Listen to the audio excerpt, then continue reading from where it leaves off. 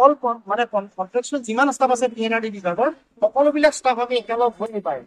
আমি অহাকালি এই যিটো আমাৰ সভাপতি মহোদয়ে ঘোষণা কৰিলে, সভাপতি মহোদয়ে ঘোষণা কৰাৰ দৰে আমাৰ সকলো ধৰণৰ পৰ্যায়ৰ কৰ্মচাৰীক আমাৰ PNRD কৰ্মচাৰী কন্ট্ৰেকচুৱেল কৰ্মচাৰী আমাৰ নিৰ্দেশনাটো পালন কৰিবৰ কাৰণে অনুৰোধ জনাইছো আৰু তেখেতসকলক আহ্বান জনাইছো।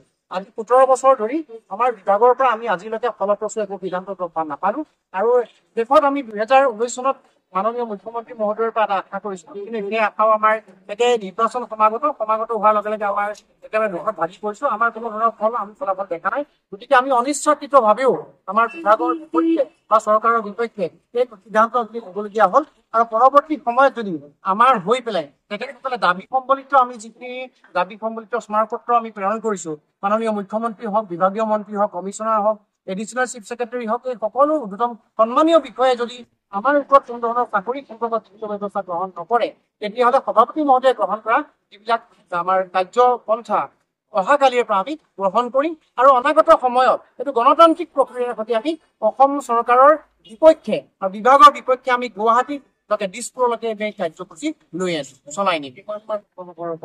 আমাৰ প্ৰায় 8,000 কৰ্মচাৰী আছে। সকলোবিলাক জিলা পৰ্যায়, ষ্টেট পৰ্যায়, পঞ্চায়ত পৰ্যায়, ডিষ্ট্ৰিক্ট পৰ্যায়লৈকে যিমান সকলোবিলাক কৰ্মচাৰী লগ হৈ আমাৰ প্ৰায় 8,000 কৰ্মচাৰী আছে। আৰু নিযুক্তিপ্ৰাপ্ত এইটো 2000 আমি 8 চনৰ পৰাই আমাৰ পঞ্চায়ত আৰু গ্ৰামোন্নয়ন বিভাগত শিক্ষাবৃত্তি কৰ্মচাৰী নিযুক্ত হৈ আছে।